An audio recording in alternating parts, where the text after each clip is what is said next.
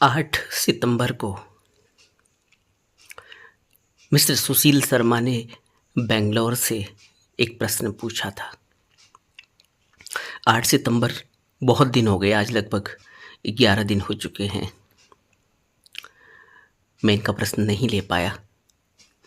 इन्होंने बहुत लंबा लिखा है और उसमें कई सारे प्रश्न पूछे। आज मैं इनका पहला प्रश्न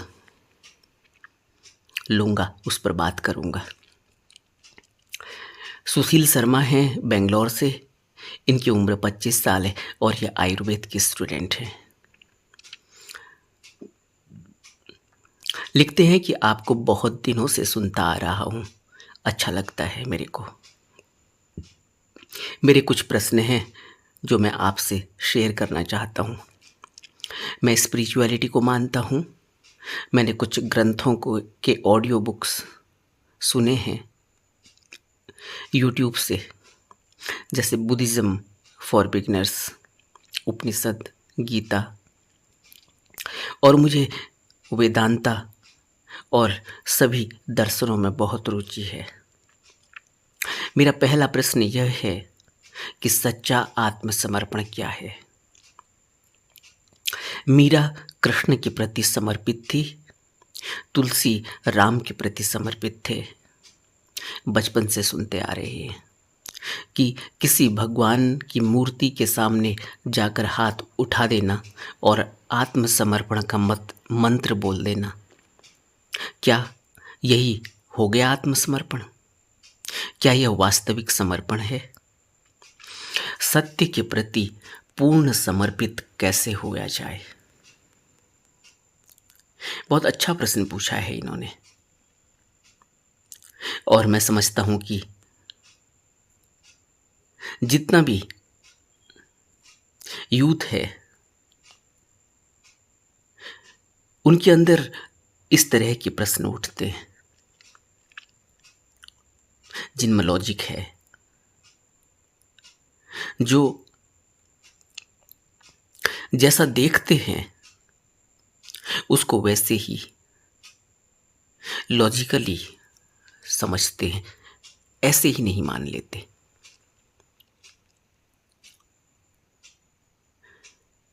तो जो इन्होंने प्रश्न पूछा है कि सच्चा आत्मसमर्पण क्या है,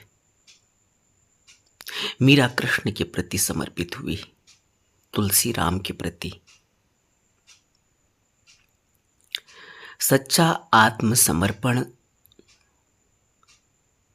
पैदा होता है जब अंदर एक विरह, एक तड़प पैदा होती है, एक वैराग्य पैदा होता है। अगर मेरे अंदर वैराग्य नहीं है, अगर मेरे अंदर विरह नहीं है, अगर मेरे अंदर तड़प नहीं है, तो फिर आत्मसमर्पण नहीं हो पाएगा। पहली सीढ़ी, पहली अनिवार्यता है आत्मसमर्पण के लिए विरह, वैराग्य। यह वैराग्य क्या है? वैराग्य कैसे घटित होता है? वैराग्य घटित होता है जब संसार में कुछ भी अच्छा नहीं लगता, जब संसार में रस आना बंद हो जाए, जब संसार की कोई भी वस्तु से मोह न रहे, कोई भी वस्तु के प्रति राग न रहे, तब एक तड़प पैदा होती है कि यह जीवन, इस जीवन से कैसे ऊपर उठा जाए, इस जीवन का सार क्या है, क्या खोजा जाए। और सत्य अगर कहीं है तो उसकी खोज कैसे की जाए, उसकी शुरुआत कैसे की जाए।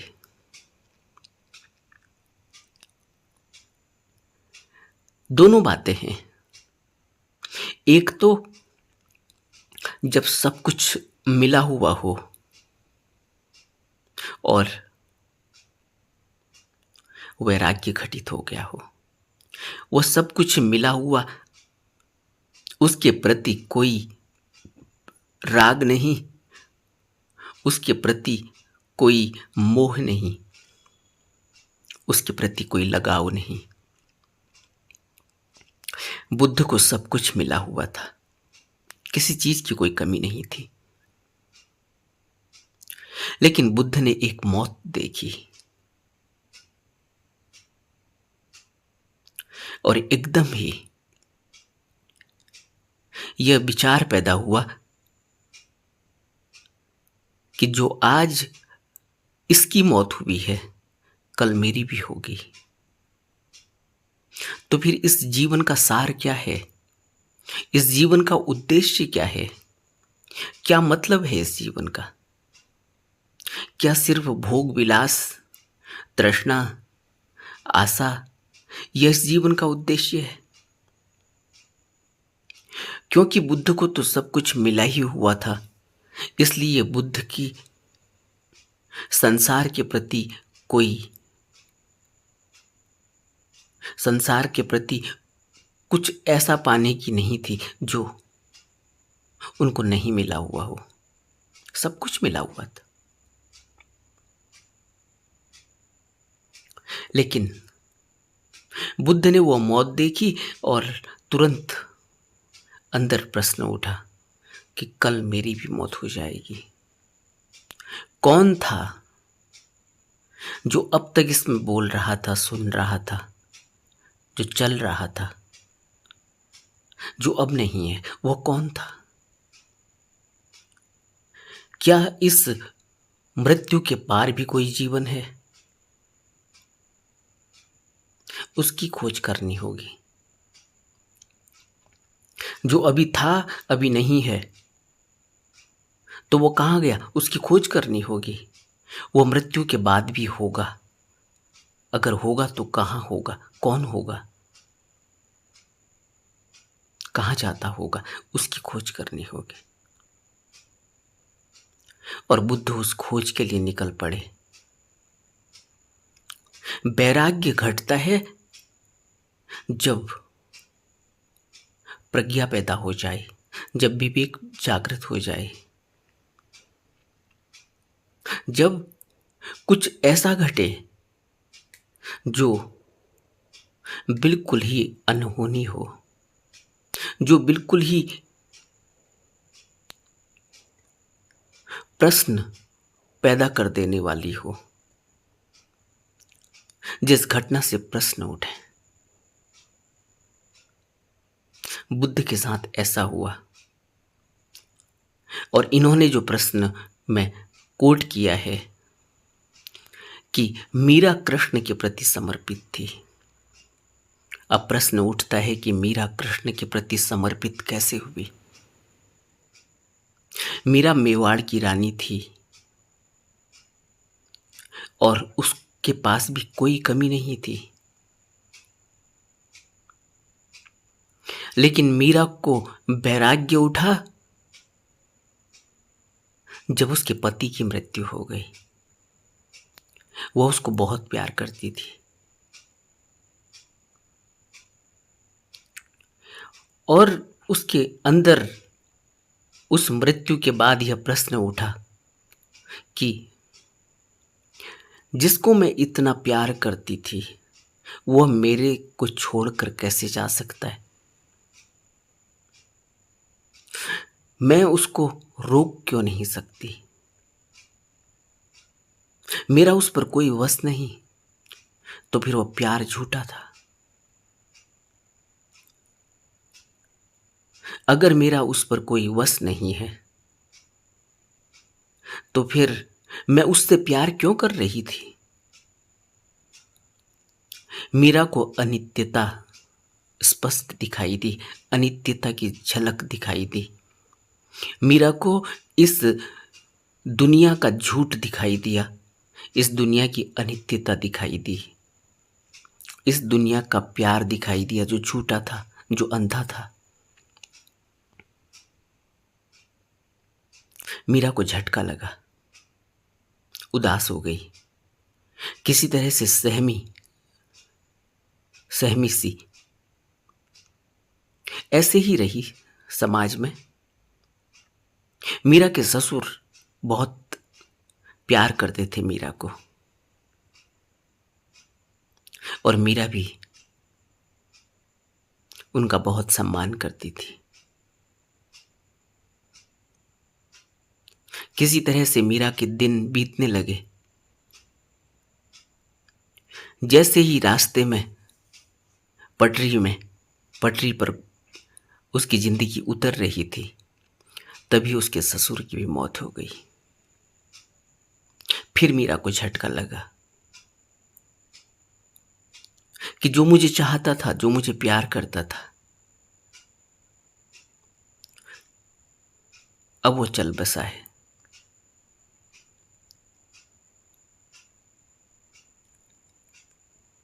मीरा अपने को अनाथ सी समझने लगी, और अंदर एक बात गहरे में बैठ गई कि यह अनित्य जीवन में कोई भी प्यार करने लायक नहीं है, किसी पर भी अपना वश नहीं है, जोर नहीं है। तो फिर किससे प्यार किया जाए? कौन ऐसा है जो नित्य है, जिससे प्यार किया जा सकता है, जो अपना बन सकता है, जो प्यार करने लायक है, जो मृत्यु के बाद भी होगा, जहां मृत्यु कुछ नहीं बिगाड़ सकती। तो मीरा कृष्ण की उपासक बन गई। अब कृष्ण के प्रति मीरा का समर्पण हुआ, और वो समर्पण ऐसा था कि कहते हैं कि मीरा को हर जगह कृष्ण ही दिखाई देने लगे। मीरा कृष्ण के प्यार में दीवानी हो गई, जबकि कृष्ण और मीरा के समय में बहुत भेद है। लगभग 4000-5000 साल का फर्क है।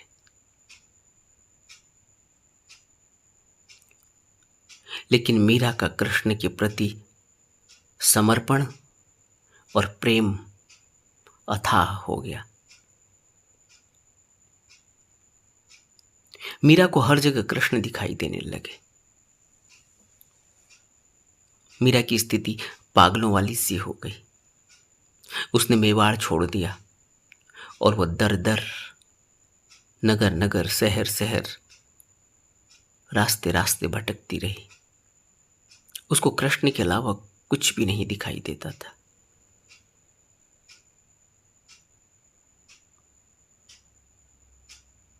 लेकिन जब उसे कृष्ण की उपासना के बाद भी वो था नहीं मिली, वो शांति नहीं मिली, तब मीरा को किसी ने गुरु के बारे में बताया। तब मीरा ने एक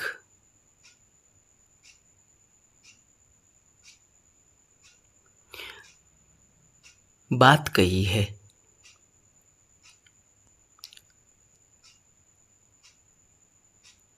मीरा का यह पद बहुत फेमस है, बहुत लोकप्रिय है कि पायो जी मैं तो राम रतन धन पायो, नाम रतन धन पायो। और कहाँ से मिला? तब अगली लाइन में कहती हैं कि वस्तु अमूलक दी मेरे सतगुरु, कृपा कर अपनायो।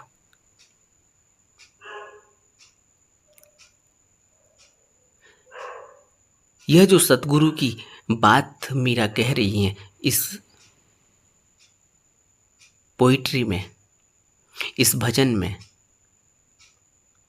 कि पायो जी मैं तो राम रतन धन पायो, वस्तु अमोलक दी मेरे सतगुरु, कृपा कर अपनायो। यह जो सतगुरु का जिक्र मीरा ने किया है, यह मीरा को जब गुरु मिले और जब उन्हें वह शांति मिली, तब उन्होंने यह पद दोहराया है। दूसरी बात, तुलसी और राम के प्रति। तुलसी बहुत ही कामुक व्यक्ति थे। अपनी पत्नी की कामना हमेशा बनी रहती थी। एक बार पत्नी अपने मायके चली गई। तुलसी पत्नी के बिना नहीं रह पाए और कहते हैं कि तुलसी ने नदी को पार करके उस तरफ, उस पार जाने के लिए एक बहते हुए मुर्दे का सहारा ले लिया। किसी तरह से मुर्दे को पकड़कर वह नदी को पार करके दूसरी तरफ पहुंच गए।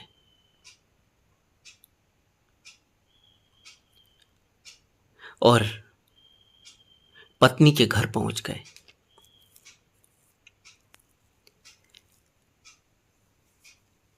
वहां उन्होंने दरवाजा नहीं खोला तो वह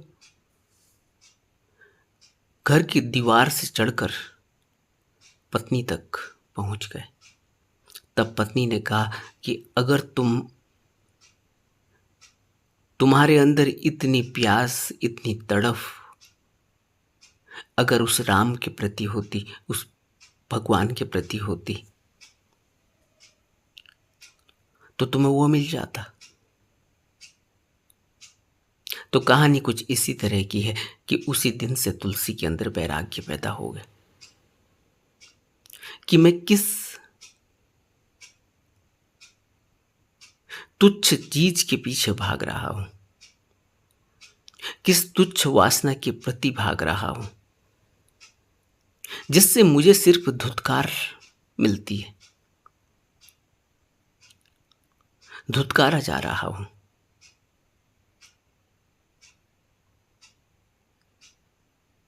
उस दिन से उनका जीवन बदल गया और वो राम के उपासक हो गए।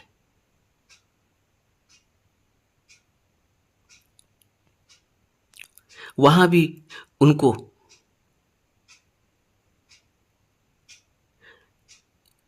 इन विकारों से वैराग्य हुआ। ये विकार जिनके लिए मनुष्य दिन रात दौड़ लगा रहा है, जिन तृष्णाओं के पीछे, जिन वासनाओं के पीछे मनुष्य दौड़ रहा है, उसकी धुतकार, उसकी चोट पड़ी तुलसी के ऊपर। और उसी दिन उन्होंने प्रण कर लिया कि वह अब राम को पाकर ही रहेंगे। कहने का अर्थ है कि मीरा हो, तुलसी हो या बुद्ध हो, वैराग्य चाहिए। अंदर गहरी चोट पड़ी हुई होनी चाहिए इस संसार के प्रति, इस संसार को इसके लुभावनेपन से धुतकार मिली हुई होनी चाहिए, कष्ट मिला हुआ होना चाहिए, दुख मिला हुआ होना चाहिए। मीरा को दुख मिला, अनित्यता पता चली। जिससे प्यार करते थे वह सामने ही चला गया और वह उसको रोक भी नहीं पाई।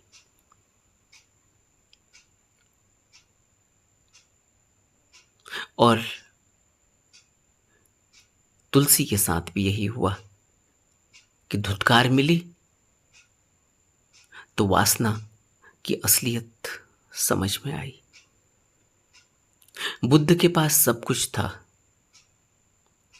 लेकिन उसके बावजूद भी मृत्यु देखी तो वैराग्य घटित हो गया कि कल मेरी भी यही स्थिति होनी है।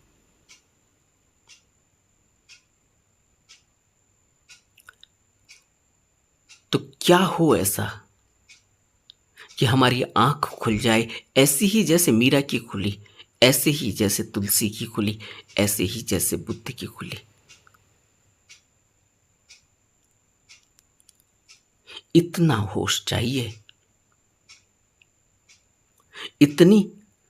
इतना झकझोर दिया हुआ होना चाहिए सिचुएशन ने, परिस्थितियों ने, कि सच दिखाई दे सामने कि ये सच है।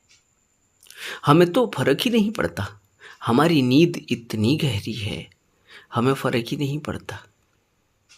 हमने कितनी मौतें देख ली, हमने अपने घर में मरते हुए आदमी को देखा है, आज कहीं भी नहीं है वो। और जब वो मर रहा था हम रो रहे थे, आज हमें कोई फर्क नहीं पड़ता। और जब वो घर में था तब हम उसके साथ लिपटे हुए थे, उसके मोह में थे, उसके प्यार में थे। और आज वो नहीं है, फिर भी हमें कोई फर्क नहीं पड़ता। कहने का मतलब यह है कि मौत देखने के बाद भी हमारी चेतना में कोई फर्क नहीं आया। क्या फर्क है बुद्ध में और हम में? बुद्ध तो उसमें बुद्ध भी नहीं थे, सिद्धार्थ गौतम थे। सिद्धार्थ गौतम में, उनकी प्रज्ञा में, उनके विवेक में, और हमारी प्रज्ञा और विवेक में क्या फर्क है? या तुलसी की तरह कितनी बार हम धुतकारे गए हैं। वासना ने हमें धुतकारा है, वासना ने हमें जलील किया है, वासना ने हमारे अंदर इतनी इतनी जलालत हमने सही, इतनी पीड़ा हमने वासना के लिए सही, लेकिन उसके बावजूद भी वासना हमसे नहीं छूटती। रोज मार पड़ती है, रोज धुतकारे जाते हैं, रोज दुखी होते हैं, रोज पश्चाताप होता है, लेकिन उसके बावजूद भी हमें फर्क नहीं पड़ता। बुद्ध कहते थे कि कुत्ता हड्डी चूसता है और हड्डी मुंह में गड़ती है उसके, उससे खून निकलता है उसका, उस खून को वो चूसता है, हड्डी में से रस निकल रहा है समझकर, अपने ही लहू को चूसता है, अपने ही लहू को पीता है, और यह सोच रहा है कि हड्डी में से रस निकल रहा है, उसका आनंद लेता है। लेकिन उसको पता ही नहीं चलता कि वो जिस हड्डी को चूस रहा है उसमें कुछ भी नहीं है, वो हड्डी तो बिल्कुल ही सूखी हड्डी है, वो अपना ही लहू चूस रहा होता है। वासना का उदाहरण देते थे बुद्ध, और हम भी यही कर रहे हैं, अपना ही लहू चूस रहे हैं, और लगता यह है कि सामने वाले से रस मिल रहा है, लेकिन हम समझ नहीं पाते, हमारे अंदर वो बात बैठती ही नहीं। इतनी धुतकार पड़ती है, इतनी मार पड़ती है, इतनी जलालत हम सह रहे हैं, इतना पश्चाताप हमारे अंदर है, उसके बावजूद भी हमारी स्थिति उस कुत्ते की ही तरह है जो हड्डी चूस रहा है और सोच रहा है कि हड्डी में से रस निकल रहा है, और अपने लहू को चूस रहा होता है। और दुख उसे कब पता चलता है? जब वो हड्डी छोड़ देता है और शांत होकर कहीं विश्राम में चला जाता है। उसके बाद उसको अपने मुंह के अंदर दर्द प्रतीत होता है, तब उसे दुख का पता चलता है, तब उसे पश्चाताप होता है कि उसने ये हड्डी क्यों चूसी। हम रोज यह कर रहे हैं। और जो इन्होंने प्रश्न में आगे लिखा है कि किसी भगवान की मूर्ति के सामने जाकर हाथ उठा देने से और आत्मसमर्पण का मंत्र बोल देने से हो गया आत्मसमर्पण, क्या यह वास्तविक समर्पण है? सत्य के प्रति पूर्ण समर्पित कैसे हुआ जाए?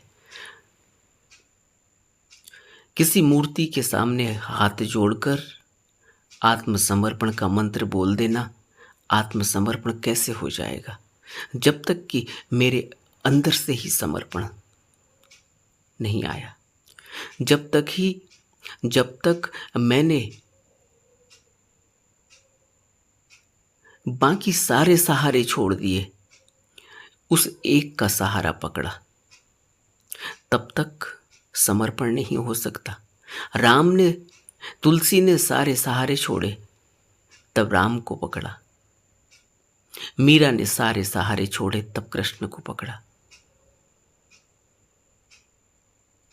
जब तक संसार में सहारा खोजते हैं, जब तक संसार की वासना, तृष्णा, कामना, इच्छा विद्यमान है, तब तक आत्मसमर्पण कैसे होगा?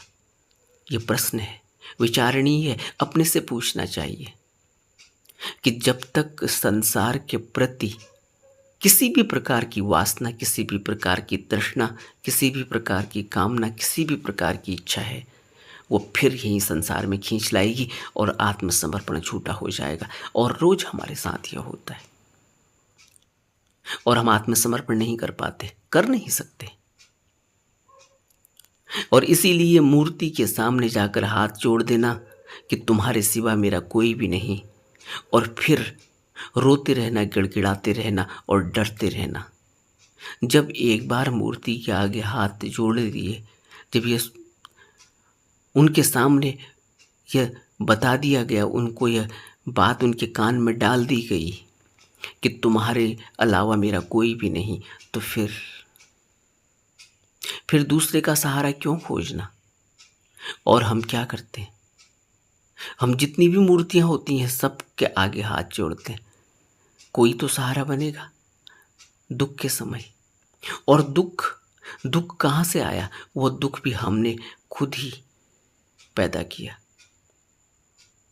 और अब हम उस दुख से डर रहे हैं। अब हम सहारा खोज रहे हैं कि कोई और सहारा। जो हमने बोया है उसे हमें काटना होगा। उसको दुनिया की कोई भी ताकत उस कर्म को डिगा नहीं सकती, उस कर्म को मिटा नहीं सकती, उस कर्म की रेख को मिटा नहीं सकती। इसलिए फूक फूक कर कदम चलना चाहिए। इसीलिए तो बुद्ध कहते हैं कि एक भिक्षु फूक फूक कर कदम रखता है, ताकि कोई भी ऐसा कृत्य ना हो जाए जिसके बाद उसे उसका पछतावा हो, जो अकुशल हो, जो उसे कर्म फल के बंधन में बांध दे। इसलिए हर अकुशल कर्म के प्रति भिक्षु बहुत सचेत होता है।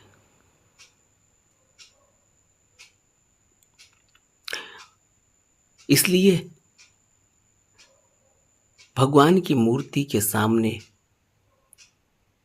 हाथ जोड़कर आत्मसमर्पण नहीं हो सकता, जब तक कि अंदर गहरे में वैराग्य की भावना पैदा न हुई हो, जब तक कि अंदर गहरे में यह एहसास नहीं हुआ हो कि अब कोई नहीं है और दूसरा,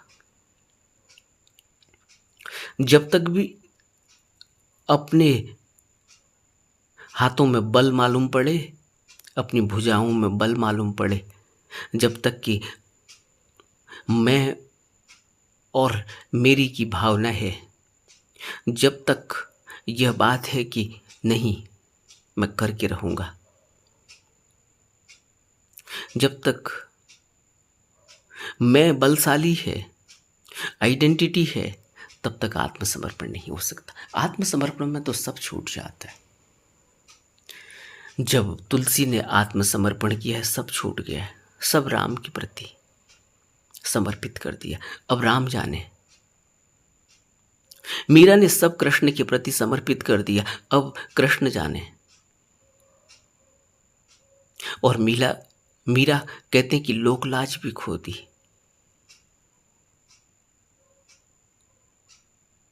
अब तो मेरा राम नाम दूसरो न कोई, मीरा कहती है। माता छोड़ी, पिता छोड़े, छोड़ा सगा भाई, अब तो मेरा राम नाम दूसरो न कोई। इसको समर्पण कहते हैं। अब न तो माँ से कोई उम्मीद है, न बाप से कोई उम्मीद है, न भाई से कोई उम्मीद है। पति तो पहले ही मर चुका है। ससुर जो प्यार करता था, पति जिससे बहुत प्यार करती थी, वह बिना बताए और बिना रुके चले गए। क्या प्यार था उनका, और क्या प्यार मेरा था कि मैं उनको रोक नहीं पाई।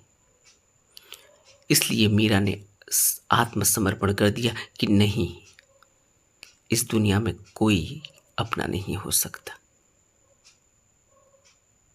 आत्मसमर्पण जब घटता है तो उसके बाद इस संसार की तरफ लौट कर देखना नहीं होता। जब बुद्ध ने समर्पण किया तो पूरा कर दिया। पहले गुरु को समर्पण किया, फिर दूसरे गुरु को समर्पण किया, और फिर अपने अंदर खोज की। गुरु के बताए हुए रास्ते पर चले हैं बुद्ध, और बाद में अपने अनुयायियों का सहारा बने और यह भी कह दिया कि समर्पण करना जरूरी है। लेकिन समर्पण कहाँ करोगे?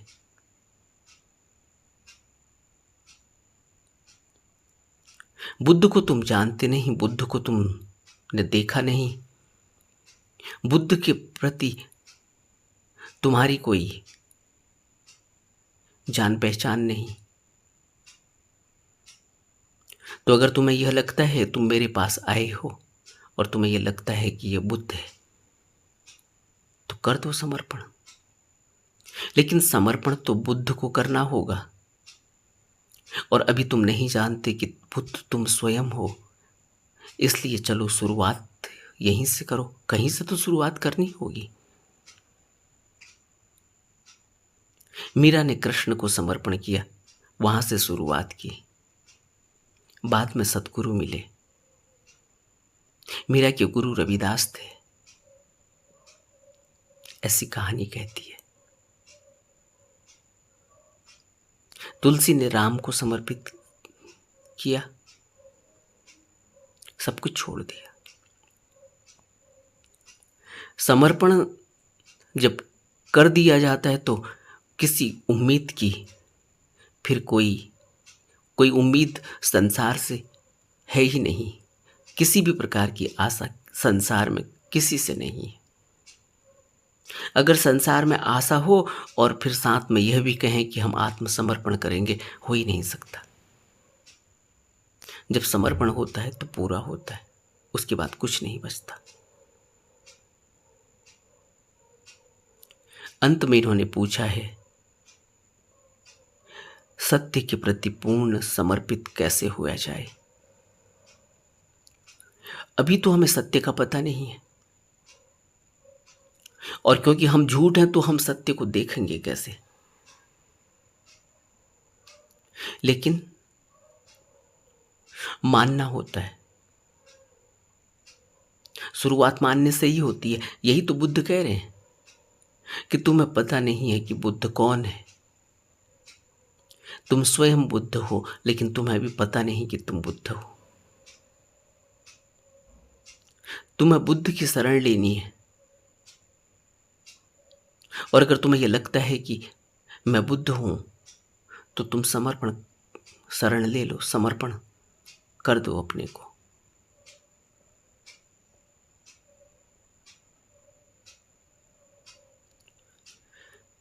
लेकिन जब तक हमें सत्य का पता नहीं है, तब तक हम सत्य के प्रति पूर्ण समर्पण कैसे करेंगे? इसीलिए गुरु को पूर्ण समर्पित किया जाता है, क्योंकि पहले शुरुआत में तो हम गुरु के प्रति श्रद्धा ही रखते हैं, विश्वास रखते हैं। वो श्रद्धा और विश्वास बिना अनुभव किए है, लेकिन शुरुआत तो वहीं से करनी होगी। बुद्ध ने भी जब धम्मचक्र चलाया तो यही कहा कि शुरुआत में जिनकी श्रद्धा होगी मुझ पर, जो श्रवण कर सकेंगे धम्म को, उनके अंदर वो चिंगारी पैदा हो जाएगी। वो चिंगारी उनके अंदर आग पैदा कर देगी। जिनको सिर्फ चिंगारी से ही काम हो जाना, चिंगारी देने की जरूरत है और उनकी ज्वाला भड़क जाएगी। जो इंतजार में है उस चिंगारी का, उनको ज्ञान प्राप्त हो जाएगा। लेकिन कब? जब वो श्रद्धा रख पाएंगे, जब वो सुनने के लिए अपने को समर्पित करेंगे। और कोई आदमी कहे कि नहीं, हम तो मानते ही नहीं, कोई गुरु होता ही नहीं, वो आदमी, उसके अंदर चिंगारी नहीं लग सकती, क्योंकि वो मानने को ही तैयार नहीं, उसकी कोई श्रद्धा ही नहीं है। अभी श्रद्धा पैदा ही नहीं हुई। बिना श्रद्धा पैदा हुए वो व्यक्ति समर्पण नहीं कर पाएगा। और सत्य को बिना देखे उसके प्रति समर्पण कैसे किया जा सकता है? और सत्य को हम देख नहीं पाएंगे क्योंकि हम अभी झूठे हैं। तो पहले तो श्रद्धा को ही सहारा लेना हो, श्रद्धा का सहारा लेना होगा। पहले तो मानना ही होगा, विश्वास कोरा ही होगा, बिना अनुभव का होगा, लेकिन शुरुआत करनी होगी। इसको तुलसी कहते, बिन सत्संग विवेक न होई। पहले सत्संग की शुरुआत करनी होगी, सत्संग में जाना होगा, सत्संगति करनी होगी, तब विवेक जगेगा, तब यह एहसास होगा कि हाँ यह है, हाँ यह सत्य है, इसमें सत्य के लक्षण हैं। जो सत्य के बारे में सुना जाता है वो इसमें लाइव दिखाई दे रहा है, इसमें व्यक्त हो रहा है, इसमें प्रदर्शित हो रहा है, इसमें उसका प्रक्षेपण हो रहा है। बुद्ध कैसा होता है, यह गौतम, सिद्धार्थ गौतम में दिखाई देने लगा है।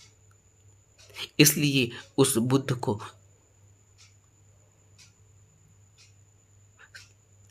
भिक्षु समर्पण करते अपने को, उसको हम कहते हैं बुद्धम शरणम। लेकिन जैसे जैसे अनुभव होता है वैसे वैसे वो शरण दृढ़ होने लगती है, वह आत्मसमर्पण दृढ़ होने लगता है। फिर बुद्ध के अलावा कोई दिखता ही नहीं, फिर मीरा को कृष्ण के अलावा कोई दिखता ही नहीं। समर्पण गहरा हो गया, तब कृष्ण उसकी रक्षा करने लगे। तब वो दिन रात पागलों की तरह भटक रही है, गा रही है, नाच रही है। अब उसको कोई डर नहीं, क्योंकि उसे पता है कि कृष्ण उसके साथ है। लेकिन जब समर्पण किया जाता है सत्य के प्रति, तो पहले श्रद्धा, स्वीकार भाव होना चाहिए। अगर डाउट है तो फिर समर्पण पूरा नहीं हो पाएगा। डाउट तब तक रहेगा जब तक अनुभव नहीं होगा, और अनुभव के लिए समर्पण करना होगा। वह समर्पण पहले श्रद्धा पर टिका होगा, विश्वास पर टिका होगा। अगर श्रद्धा और विश्वास पर ही समर्पण है लेकिन कोई अनुभव नहीं उतरा, तो फिर वो कोरा हो जाएगा, फिर वो कभी भी खंडित हो जाएगा। इसलिए जब हम समर्पण करें सत्य के प्रति, तो हम किसी गुरु को करते हैं, क्योंकि गुरु को हम सत्य की मूर्ति कहते हैं। सद्गुरु सत्य का प्रतीक है।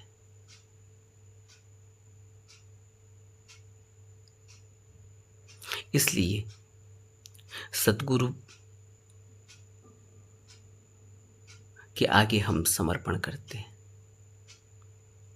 उसमें सत्य की परछाई दिखाई देती है, सत्य की छाप दिखाई देती है,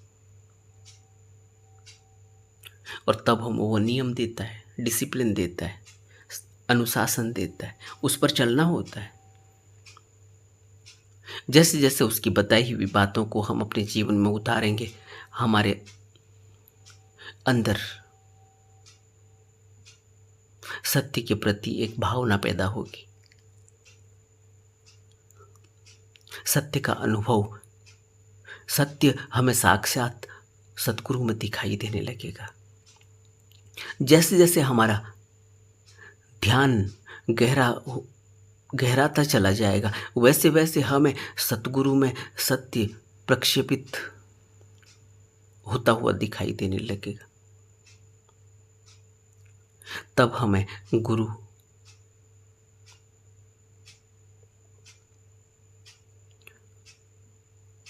आदमी नहीं दिखाई देता, फिर उसी को नानक अकाल पुरुष कहते हैं, जो जन्म और मरण के बंधन में नहीं आता। उसी को सतगुरु कहते हैं, उसी को मालिक कहते हैं। वह सत्य सामने प्रदर्शित होता है, प्रकट होता है,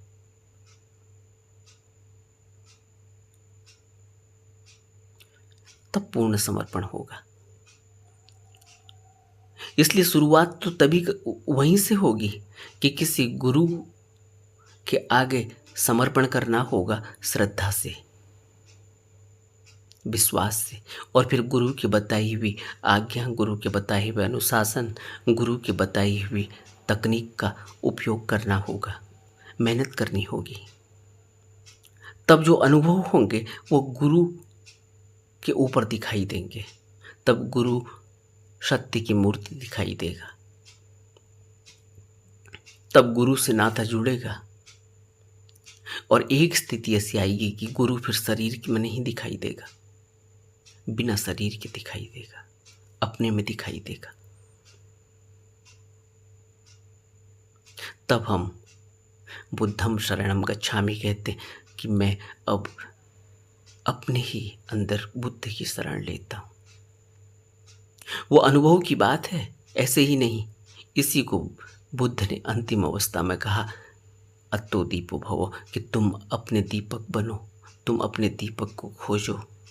वही दीपक बुद्ध है। तुम्हें किसी दूसरे गुरु की आवश्यकता नहीं। लेकिन शुरुआत करनी होगी वैराग्य से, शुरुआत करनी होगी जब यह संसार की अनित्यता दिखाई दे।